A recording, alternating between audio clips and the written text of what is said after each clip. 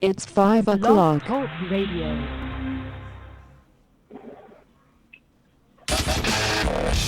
You're listening to content developed by the GoPro Radio Network, the fastest growing network in the galaxy. GoPro Radio Network. Listen to the voices in your head.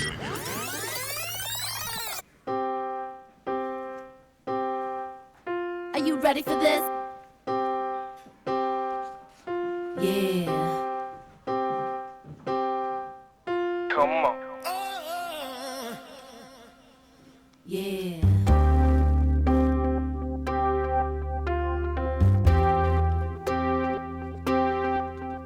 Yeah. Come on.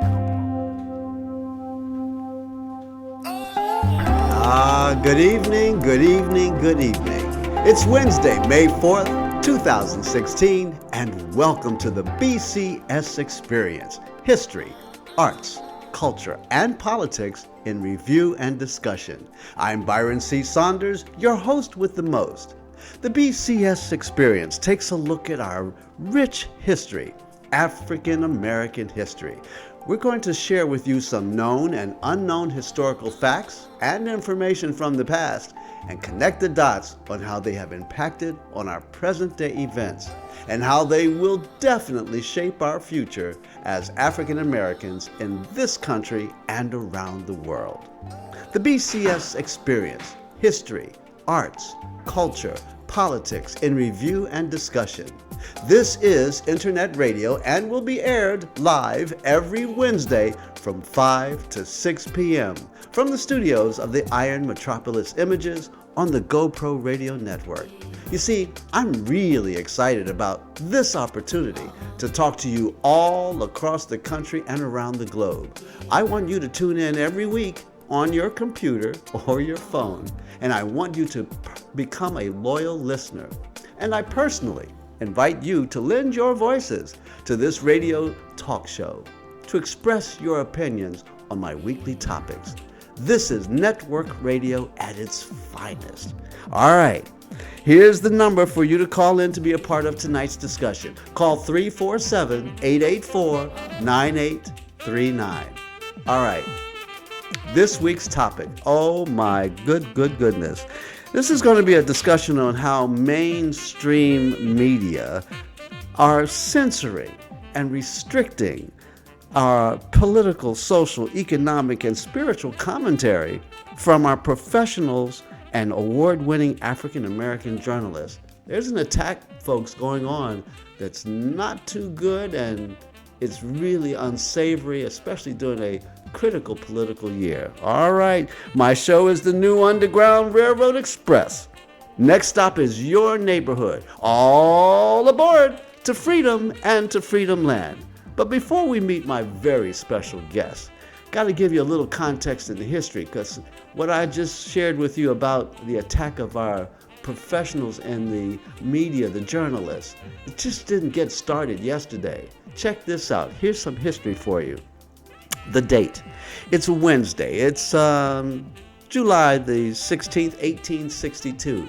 Because you see, on this date, in 1862, Ida B. Wells, Wells Barnett, as she was known, was born. She was an African-American journalist, advocate of civil rights, women's rights, economic rights, and an anti-lynching crusader. You see, Ida B. Wells Barnett, the first of 8 children, was born 6 months before the enactment of the Emancipation Proclamation. Now, she attended what was then Shaw University, which is now Rust College, in her hometown of Holly Springs, Mississippi, and until she was forced to drop out when her parents died of yellow fever in 1878. Now, following their deaths, Wells Barnett supported herself and her siblings by working as a school teacher in rural Mississippi and Tennessee. She took summer courses at Fisk University and continued to teach through 1891, and when she was fired for writing an editorial that's accused the Memphis School Board of providing inadequate resources to segregated black schools. Well, in May of 1884, Wells Barnett sued the railroad company after she was forced off of a train for refusing to sit in the Jim Crow section, a car designated for blacks. Wells Barnett embarked on a career in journalism when she was elected editor of the Evening Star and then the Living Way, weekly church newspapers in Memphis, and her articles written under the alias Iola were direct and very confrontational. Now, two editorials she wrote in 1892 in response to the persecution and eventual lynching of 3 black businessmen were particularly controversial. The first encouraged blacks to leave Memphis for Oklahoma and to boycott segregated transportation. The second suggested that white women were often the willing initiators in interracial relationships. In 1895, she published an analysis of lynching called A Red Record. Now, she helped to found the National Association of Colored Women in 1896, the Negro Fellowship League, and the NAACP in 1909. And during the last 15 years of her life, Wells Barnett wrote extensively on the 1917 race riots in East St. Louis, and then Chicago of 1919, and in Arkansas of 1922. She continued to promote civil rights and justice for African Americans, and in honor of her legacy, a low-income housing project in Chicago was named after her in 1941.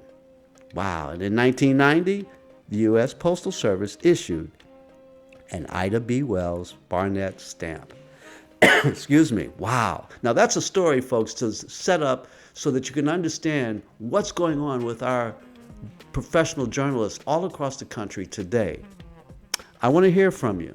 Now let's connect these dots and make sense out of it all. Let's call me, 347-884-9839. All right, tonight I have a very special guest that's joining us. And joining us in the GoPro radio studio this evening is a very dear friend of mine, Maynard Eaton. He's my featured call-in guest this week.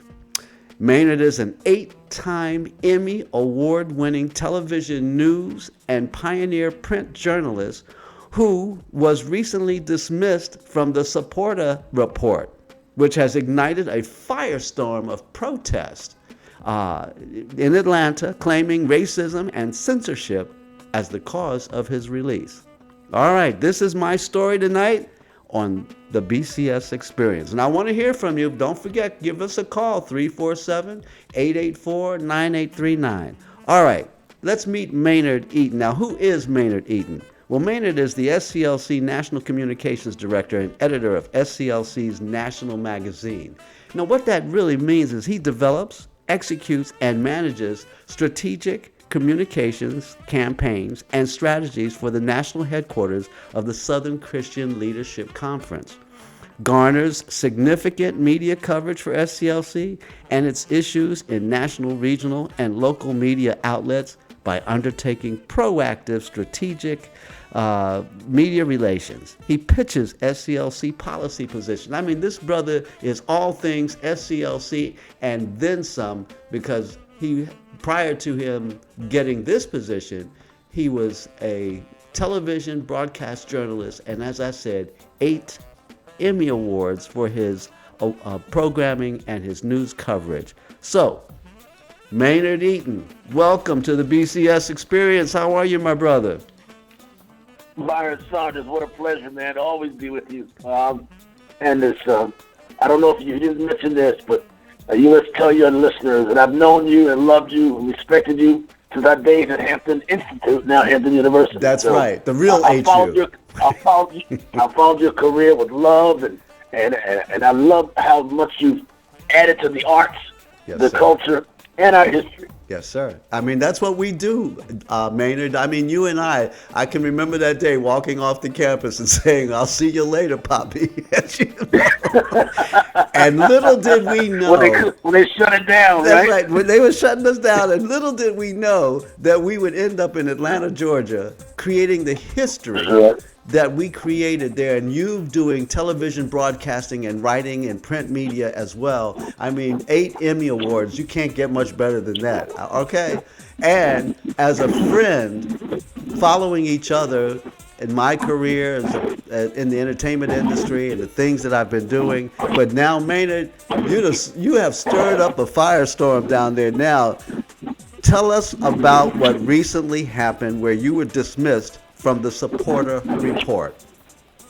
It was for doing good journalism. Yeah. I tell you what hurts me is that I reported about a little known race, called a solicitor's race. Yes. It's not a top of the ticket sort of political campaign, but it has emerged that way now, given all the young people who are being incarcerated and railroaded and pipelined to prison. Yeah. Solicitor's office can intervene in that. They can use a diversion program. They can, because every felon started primarily with a misdemeanor record. This is a misdemeanor court. Right. And two other people, and one of the gentlemen running for the office is the not the state prosecutor, the county prosecutor, who called Atlanta teachers monsters for a cheating scandal, and had many teachers imprisoned and sullied and dismissed from the Atlanta school system. I remember that. Not saying that they were correct, right. But there was a lot of politics involved in that. But to have teachers branded as felons and monsters, as he called them, was over the top, in my personal opinion. Right. But he's running for office. For a solicitor, part of the courthouse, the county courthouse gang takeover, if you will. Yeah. Somebody, not me, called it a new courthouse mafia being instituted there, where the DA has somebody running for solicitor, somebody running for a judge. But he's running on the taxpayers' money. He's running for office, still being paid by the taxpayers. That's not right. Yes, sir. And his wife works for the county and as a media person, TV personality, and she's campaigning with him every day on the taxpayers' money. I reported that, and they retaliated by lying on me. I can't make it any plainer than that, and saying that I had solicited them to work on their campaign, and they summarily rejected me, and I was retaliated. That's just not so. Okay. But Maria Saporta is, I think, a little soft, a little scared, a little, I don't know. Anyway, she listened and asked me to resign my position. So. Right. Now, Maynard, let me ask you this. You and I have been especially working with SCLC, you and I have been in the trenches of the civil rights movement, and a lot of people thought the movement was extinct because of certain things that weren't happening, all across the country. But, the things that we are witnessing today is very indicative of the need for SCLC. And in your opinion, is this a racially motivated, reactionary reason? You heard me start off with Ida B. Wells. You know that story. Yes. You see, and I have to connect the dots because your incident is not isolated, and that's what I want people to understand. So tell me about the racial, situation. This is a battle of this continuing of the Civil War, basically. So what's going on there? I just think, just like there's been a corporate takeover of many news departments, yes, I think there's a corporate mentality that rules even digital media outlets. This Saporta Report is bought and paid for by the Caucasian white business community. Yes.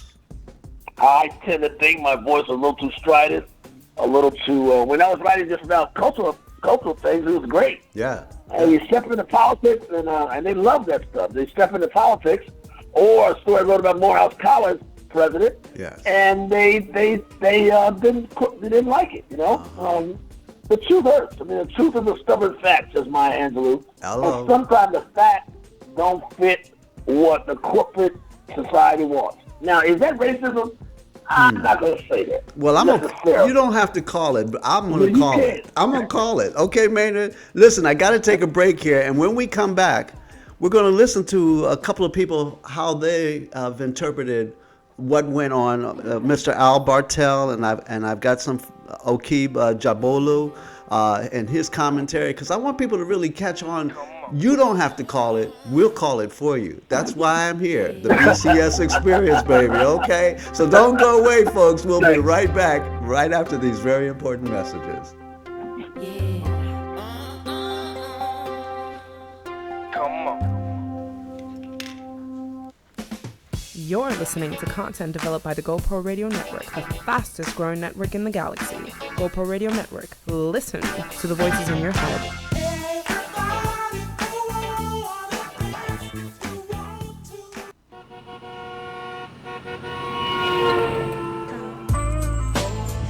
We interrupt this broadcast to bring you a great opportunity.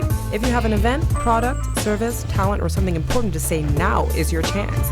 You can have your very own radio show. Whether you're just starting out or a veteran looking for a professional platform to enhance your presentation and following, the GoPro Radio Network is the premier place to cultivate and share new and exciting content. We can help you grow your audience and keep it growing long after your first broadcast. Now you have a voice.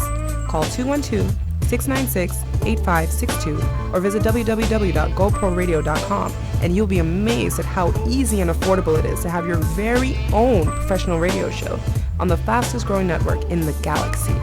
GoPro Radio Network. Listen to the voices in your head.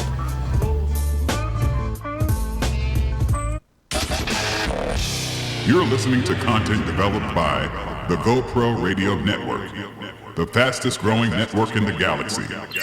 GoPro Radio Network. Listen to the voices in your head.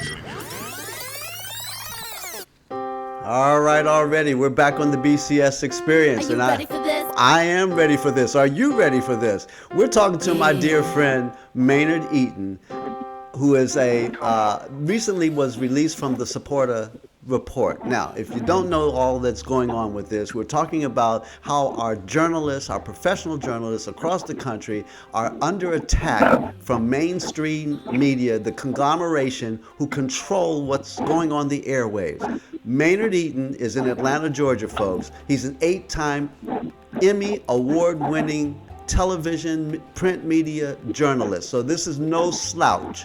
This is an individual who has got, I mean, I'm gonna toot your horn, Maynard. You are the walking, talking journalist who a lot of people look up to. And you're very well respected within the industry, not just in Atlanta, but all across the country.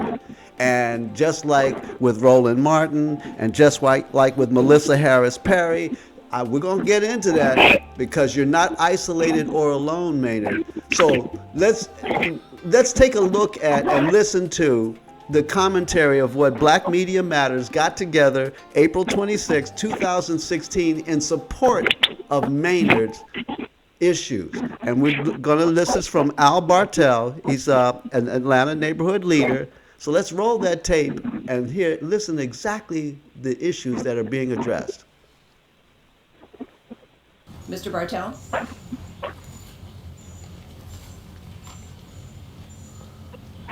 Well, good morning, everyone.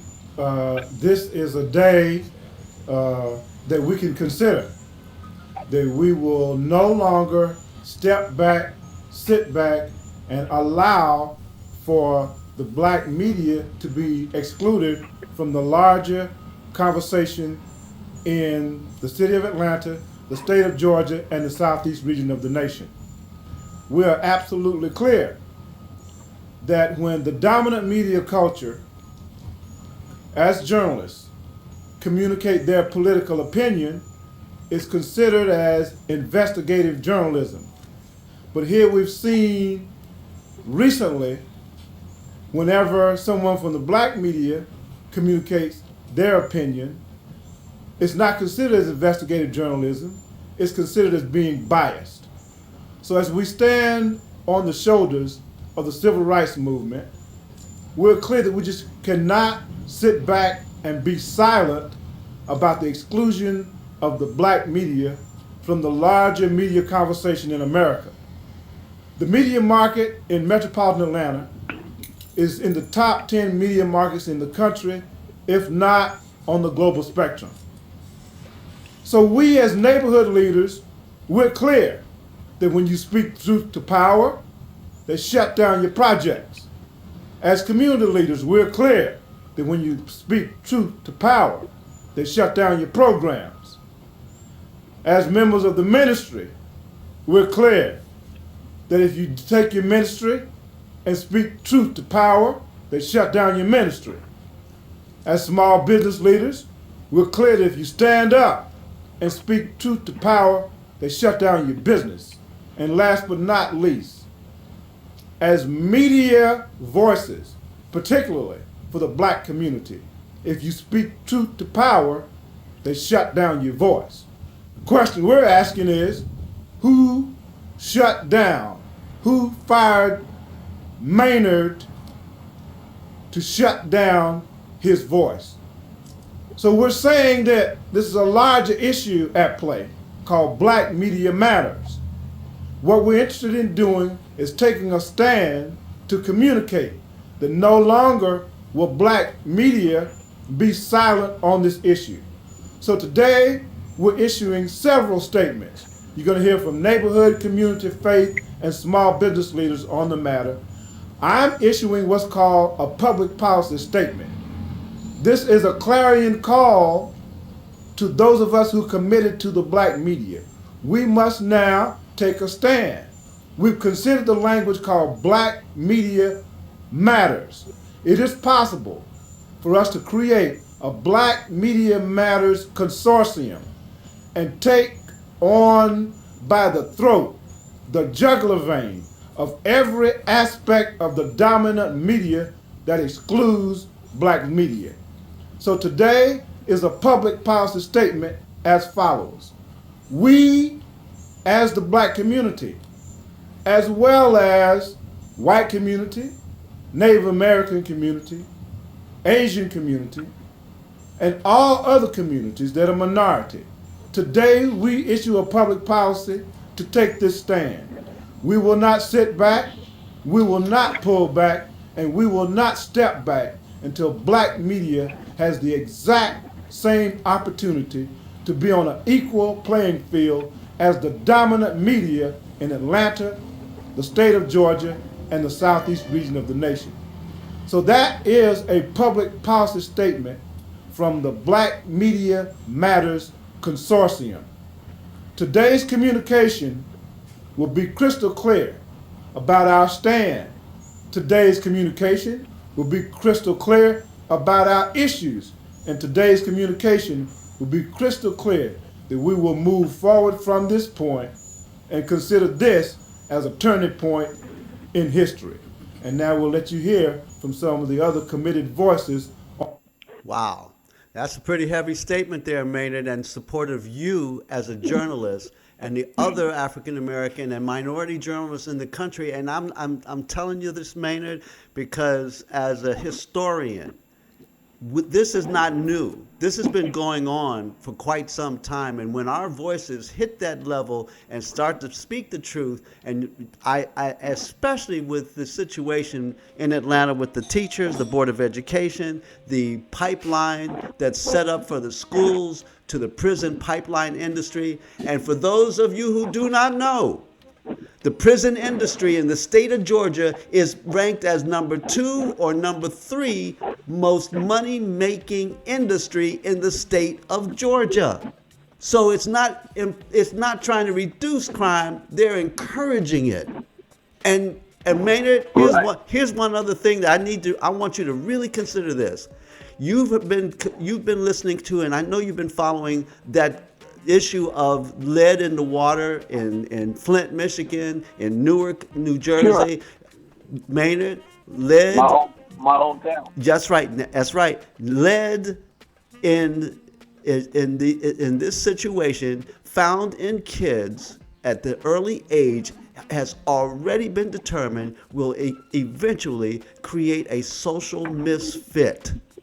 So if you got lead in the water and you in your educational system, in the schools, in the elementary and the public school system, imagine the effects of having a dysfunctional young African American or minority infected as a result of lead infection, and then all of a sudden ends up in detention, ends up in the criminal justice system, and ends up in the prison system. There's a direct link, Maynard. Yeah. But so you know how to put that together. That's your expertise. Yes, I mean, sir. You really do connect the dots, and you've been doing it for years, and it's chilling. It's frightening. It's criminal. It's criminal. And that's but believe me, in this age of political correctness and corporate takeover of our media, corporate control of our media, they don't want these voices out here. I'm not saying I'm all that, but I am saying I'm not lying. I got truth to tell. And I'm a journalist. I was raised that way, man. Yes, sir. Listen, I went to Columbia. I went to the best journalism school in the country. That's right. And I'm gonna have somebody from Georgia State or some local school tell me I don't know what I'm doing. Right. I'm not having that, man. I'm 65 years old. I've been practicing this craft since I was 19 at Hampton. That's right. I know a little bit about what I'm doing. Well, the other thing is with the situations that are going on, not just in Atlanta, but all across the country, you're right. I'm connecting the dots because at the point at which these are critical questions that must be asked of our governmental leaders, because if they're voting to engage corporations who they know are deliberately, violating our ethnic communities with lead in the water, okay, with issues that are low reading scores. Okay, I mean, at the point at which, at the end of the day, somebody's got to take responsibility for why is it happening. And here's something else, folks. As a historian, the state of Georgia was started as a penal colony. That's right. It was a penal colony. All right. Now, Maynard, you're a journalist. Connect some dots for these people because they don't know their history, Maynard. Okay? And when you consider that, yeah, go ahead. One of the things you realize, and I hadn't thought about that in a while either. I mean, I've been in Atlanta since 1978. Yes, sir. And I've worked in not only in broadcast journalism, but I've taught some at Clark Atlanta University. I've worked in Atlanta. The black newspapers here, several of them started the Atlanta Voice, and some other aspects, some other black magazines. Yes, sir. So what I'm saying is, I've been in this field for a minute, but sometimes you're in it and don't realize what's really going on. And Exactly. so again, just listening to you saying that, this being a penal colony, and Georgia's penal community is what's number 2 in the country. That's right. There's something afoot here. Yes, it is. They're not interested in reducing crime. They want crime to keep going. Now, let's listen to Okib Jubalo. He's the publisher and founder of Young Black Entrepreneur magazine and television in Atlanta. Let's roll that tape because I think what's important to know is that the backing for Black Media Matters is a wide spectrum of individuals and entrepreneurs who are speaking up on behalf of Maynard. So roll that tape, please.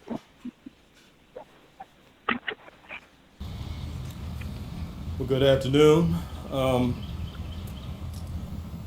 There are a lot of things that I can say right now, and I'm gonna go ahead and get to the meat of it. I'm a pretty blunt person, pretty honest person.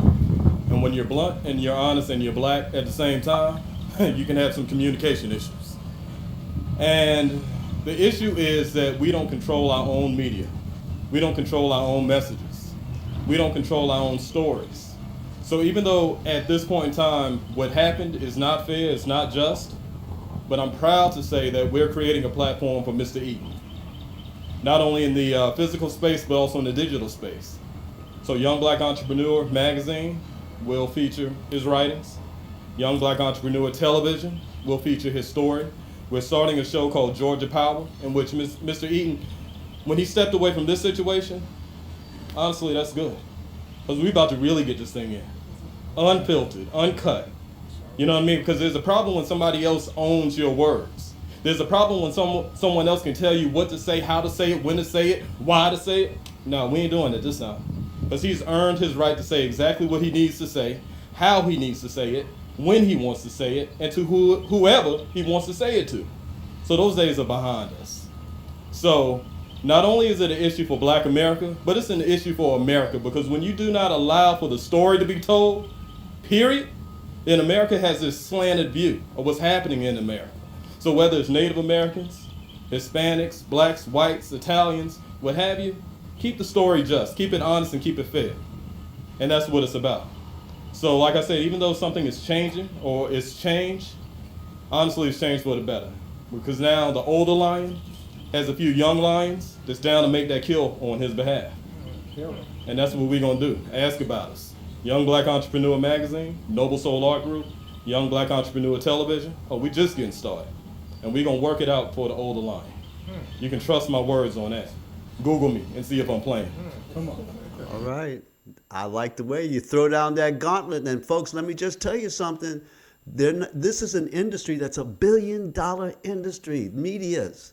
Okay? State of Georgia, did you know, is the #2 on location Hollywood site in America. I sat on for 7 years, Maynard, on the Georgia Film Commission. So I helped to structure what's going on right now in Atlanta. And it is the hip hop capital of the world. So we're not talking about a little minutia stuff. Okay, folks, we got to take another break. And when we get back, we're going to even go deeper, because I'm connecting the dots. I want you to understand this is not an isolated situation. So we'll be right back after these very important words on the GoPro Radio Network.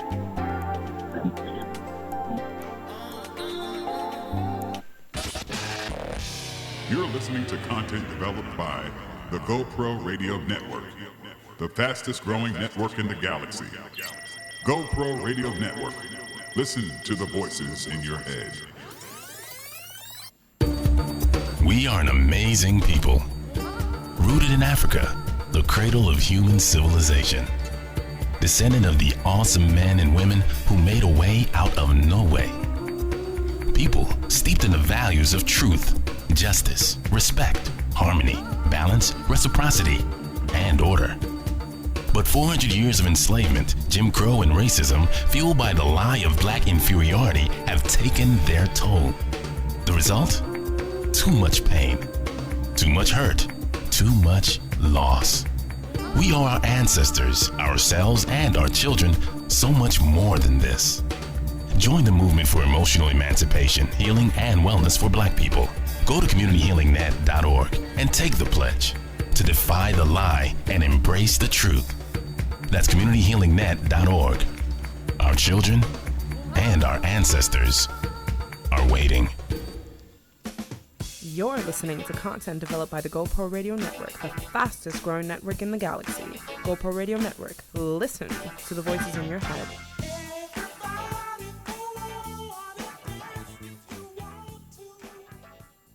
Well, all right, already. We're back on the BCS Experience. Are you ready for this? I am so ready for this. Are you ready for this? Now, we're getting deep, folks, because tonight my very special guest is my dear friend in Atlanta, Georgia, 8-time Emmy award-winning television and print media pioneer. I mean, the brother is fierce. And he just recently got fired from the Saporta Report. Now, you may not know what that is all about, folks, but let me tell you, there's racism afoot here. We're talking about how our pioneers and our African-American reporters and editorialists their voices are being silenced. Now, Maynard is very humble. Yes. He's a very humble individual. But I'm going to let you listen to Maynard's own words from that Black Media Matters event that was held recently in Atlanta, April 26, 2016. And we're going to listen to Maynard's appreciation of the support that he's receiving from his peers. Roll that tape. Let's listen to Maynard's being Maynard. Thank you. I want to thank everybody for this. This is overwhelming, really. The kind words. This was a painful episode for me, primarily because my ethics were questioned. I'm no angel, but I'm a darn good journalist. I went to the best journalism school in the nation in 1972. Columbia Journalism School, Graduate School of Journalism. There's no better school than that. Roar, Lion, roar. Roar. I'm just saying, for somebody who may have went to Georgia State or wherever, Podunk State, to challenge my credibility and integrity as a journalist is hurtful but unnecessary. The story is a good story. Whether or not the people involved in it took offense, that's on them. Why try and defame me? But I said, like Okibo just said though, that's them. I thank Maria Saporta for giving me the opportunity to get a regular writing beat, a rhythm again, for people to realize I do have a voice and to want to seek my stories. I thank Maria, but also thank her for letting me go, because I'm gonna go my own way now. I got things to do for myself. Absolutely. If there could be a Saporta Report, there could be a Maynard Report too.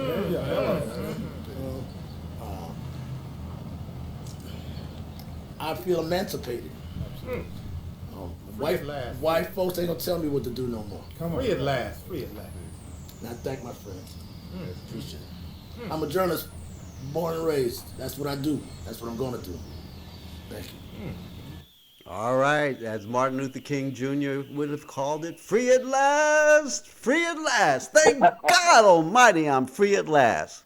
Come on, talk to me, Maynard. You know who you are. You're Harriet Tubman's brother. Come on, Harry. You're Harry Tubman, dude. Walking off the plantation saying, so long, see ya, don't want to be ya. Come on. So I tell you what's come out of that is that I've worked for others all my life. Yes. I've had my own little media company. Yes. But now I'm doing something called the Maynard Report. It's launching tomorrow. Come on now, talk to me. So if I can write for the Saporta Report and other folks, I can certainly write for myself. I do have a rich cadre of friends like yourself and others across the country that have followed my work, that will read my work, and I do think I have a voice. I'm not saying I'm the greatest since sliced bread, but I do know how to tell a story. I'm a storyteller. I'm a good writer. I'm a good news guy. And I think there's stories need to be told that emanate from Atlanta, like all the things that are happening here, that speak to the country, that speak to the world. And while based here in the South, Atlanta's still a heartbeat in the South. You're in the greatest city in America, but I think we're the greatest city in the South. All right. No, hey, listen, I know. I've been there. I was there for 13 years, so I know. Okay. But let me toot your horn. Let me toot your horn for a second, because I'm going to back you up a second. You're not the greatest. You don't win. You might win one Emmy Award and get lucky. Okay. So you won that first one, and it was like, yeah, pat on the back.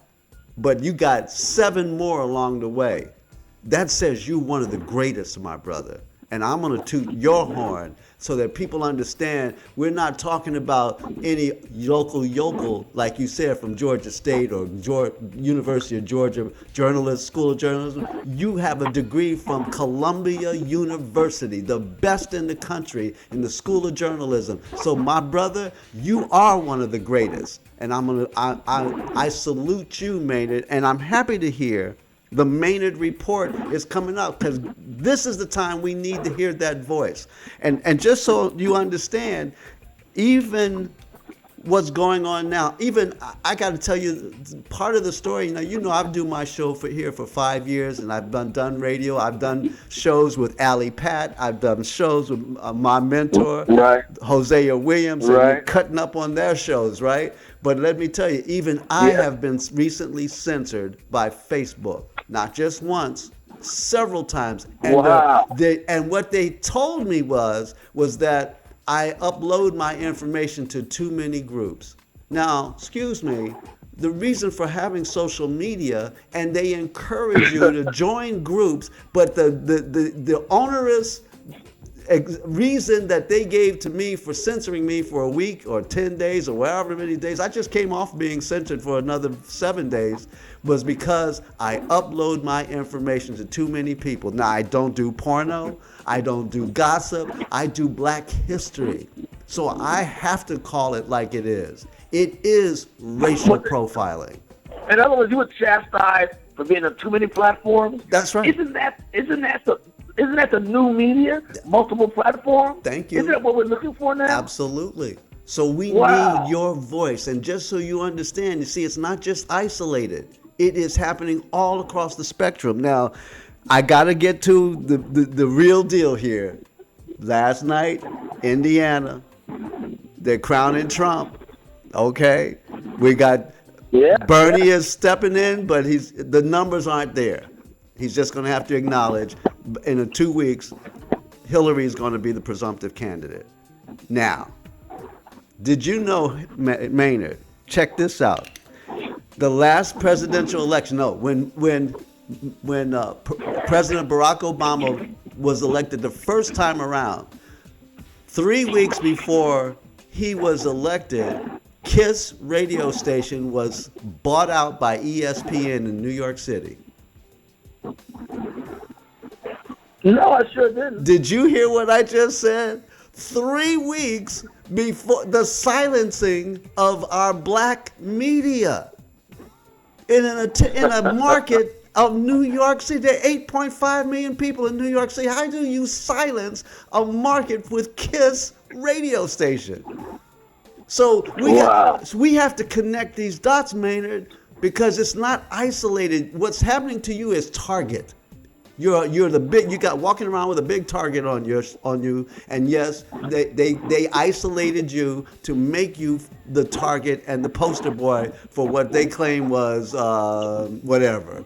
But we have to call it. All our black voices, our black voices are disappearing. That's right. Byron. You look at the black newspapers across the country. Yes. They become tear sheets almost. They're so small, so thin. They're not getting advertising anymore, and they're not having a chance to cover the things they used to. The BETs are gone. That's right. The Emerge magazines are gone. That's right. The Jet magazines. Come on, talk to me. Come on, man. We don't have black radio is now owned by corporate America, and even the black owned stations that still exist are dependent upon that dollar from the other community, so they're not going so far.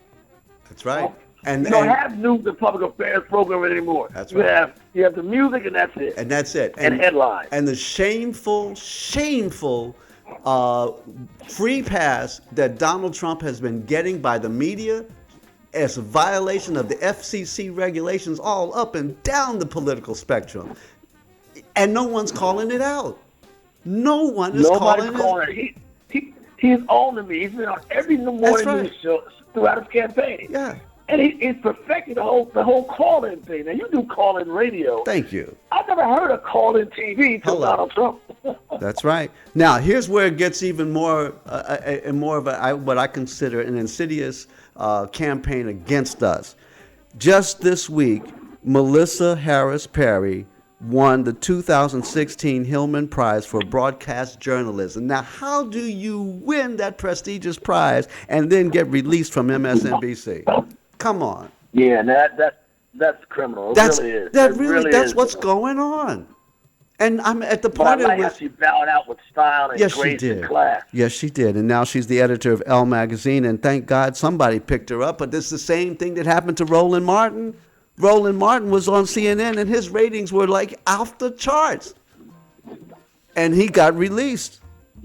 CNN contributor.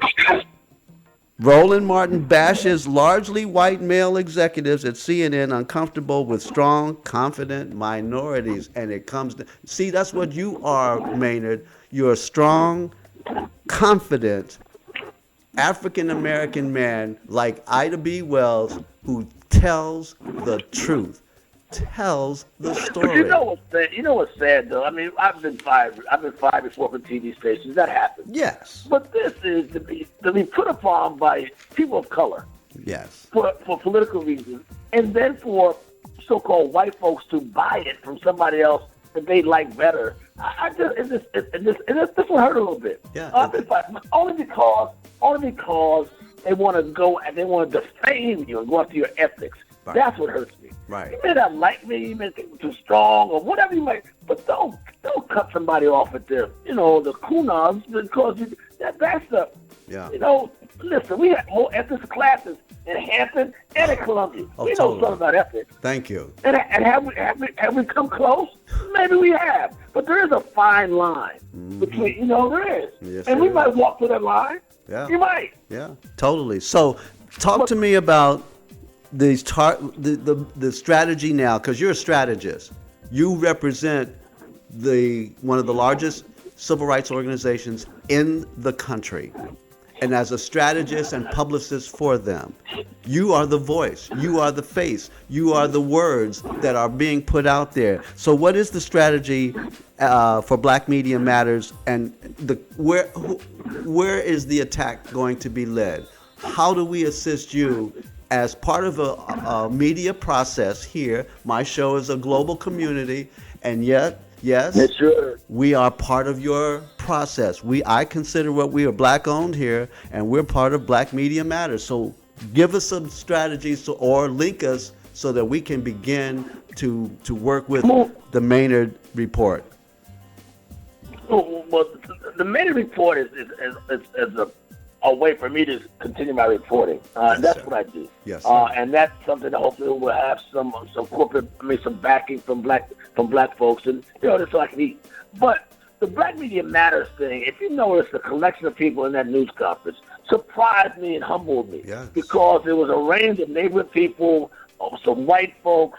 There's something to be said about the shrinking, violent voice of Black folks, and I just think that we have a meeting coming up next week to kind of formalize what we're doing, how we go forward. Yes. Al Bartell will probably be leading that. I don't know if I'm going to take a lead in it, but I'm still going to have a voice in it. Right. Because, and like you said, now listen to you and how you connected the dots. This is not just happening here, although the Black media voices here are almost going silent. They really are. This is happening across the country. Yeah. There's something to be said about that. I think this is a movement in the offing, a movement that it can grow and grace, and a movement that can be heard because collectively we can be heard. And That's if right. A single voice can be crushed, a collective voice can be a roar. Absolutely. Well, I want you to listen to what Roland Martin had to say when he was released from CNN. Do I have to take a break here, Mel, or can I keep rolling? Can I keep rolling? Keep on rolling. Thank you, because I want to get through this. Let's listen to Roland Martin. Now, this was back in March 29th, 2013, and the words resonate like they were spoken like yours yesterday. Listen to this. Roll that tape. You've seen it, and you tweeted about this, that your contract's expiring, and you made a decision to talk about it publicly. What was your experience like at CNN with regard to that? Because you came to CNN, I think in 07 maybe? And 2007, came in 2007. The whole point was about, in terms of being able to get a show. And I'll tell you, it was a very interesting experience in terms of not being able to really pinpoint. So what exactly is it? Because see, my philosophy, look, I love how athletes break down game tape. And so for me is, okay, what do we do to get from here to get to there? What do we do to get from here to be able to host a show? That was never very clear. And so now here's what's interesting. So I go to TV One. I was already on TV One. I get a show on TV One, and my show last year averages a 0.25. Okay, in the world of cable, Bill O'Reilly's show is at 2.0. My show average with 57 million viewers, a higher rating than a ton of other shows on cable news. You would think somebody would say, wait a minute, how is this guy able to get a 0.25?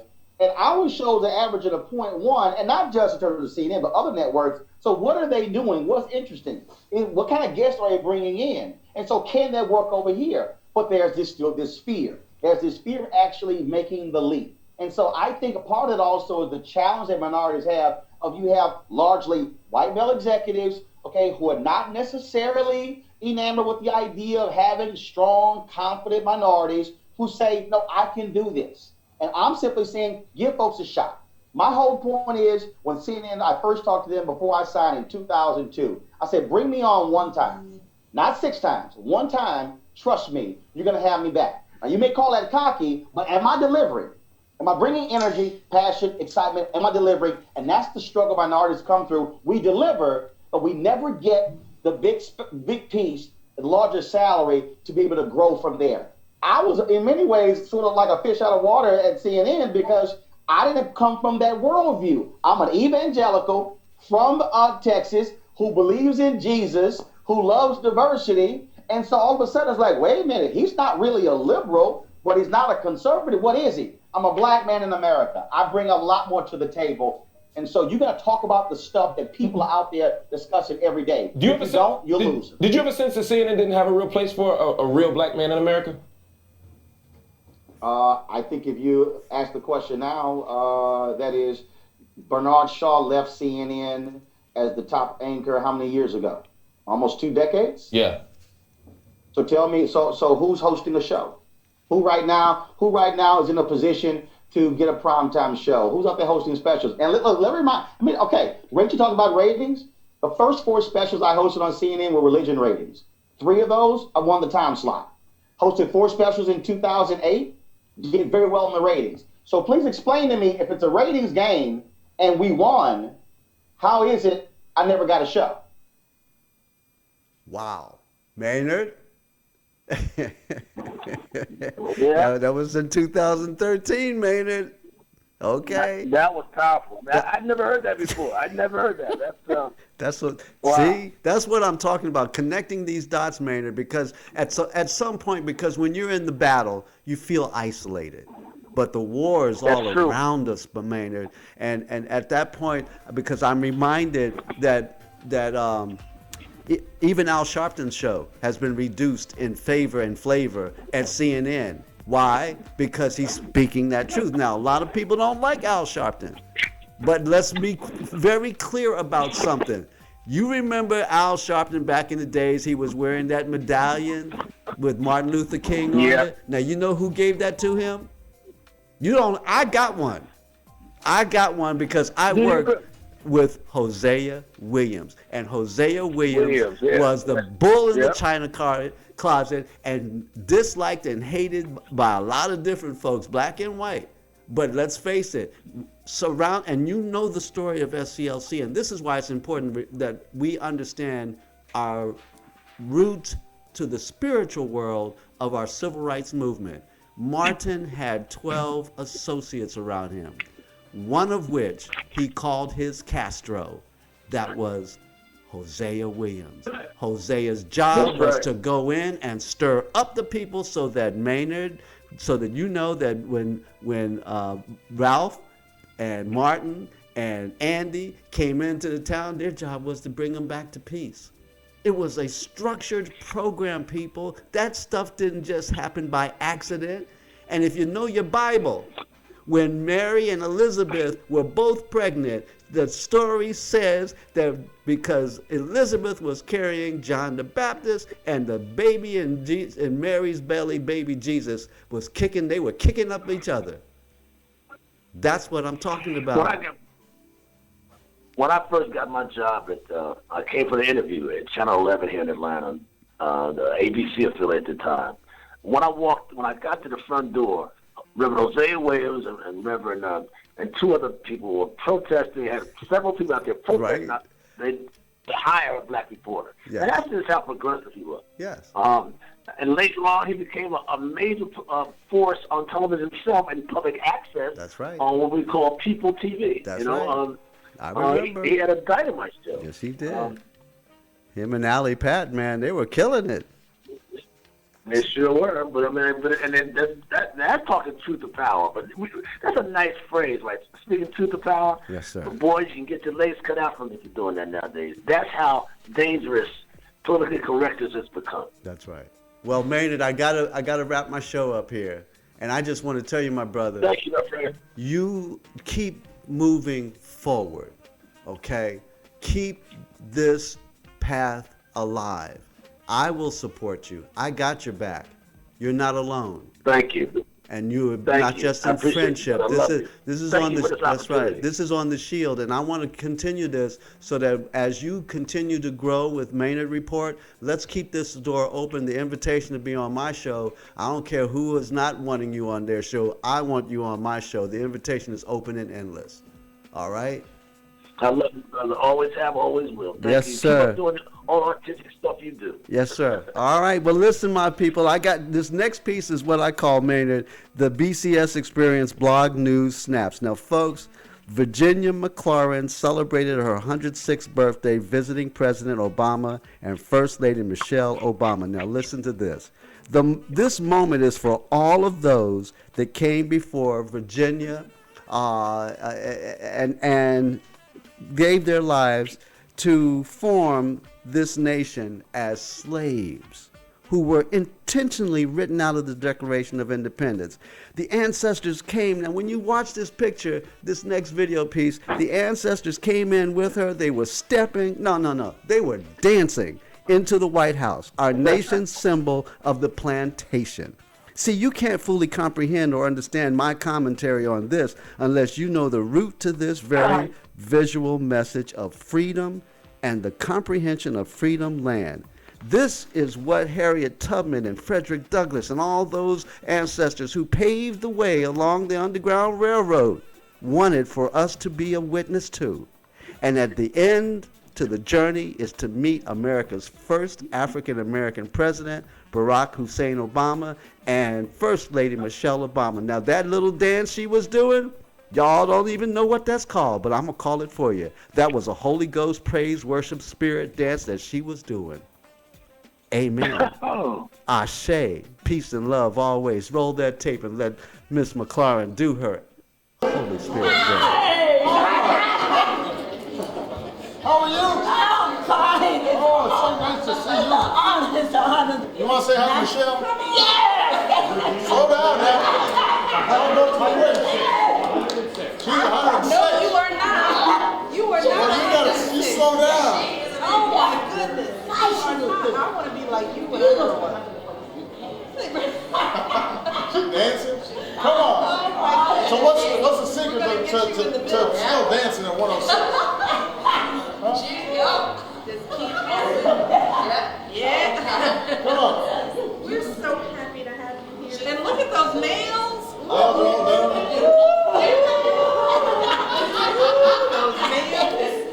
Yes, sir. I thought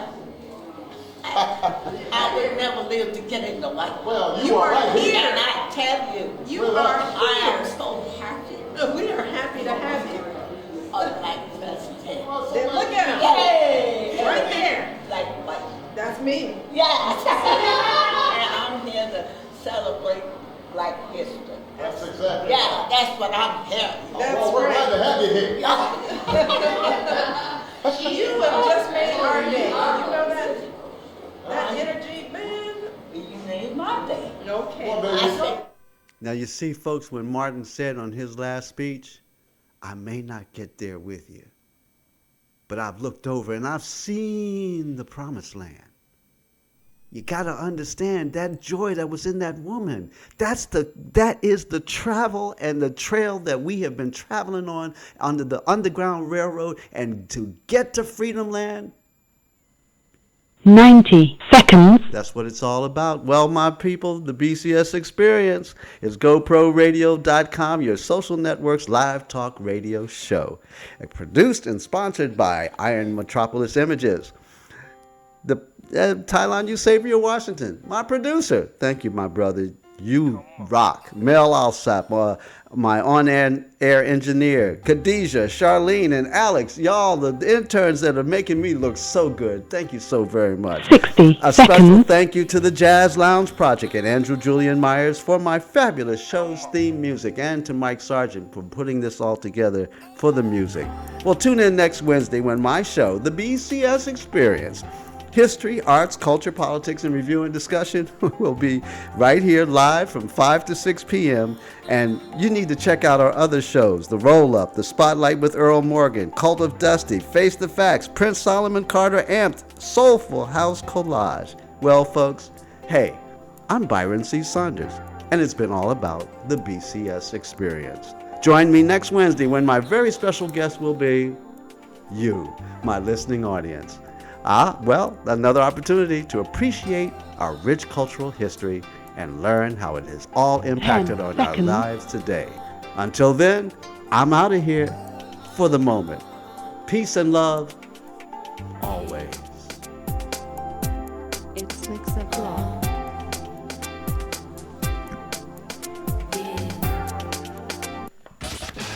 Great show, guys. Content developed by the GoPro Radio Network, the fastest growing network in the galaxy.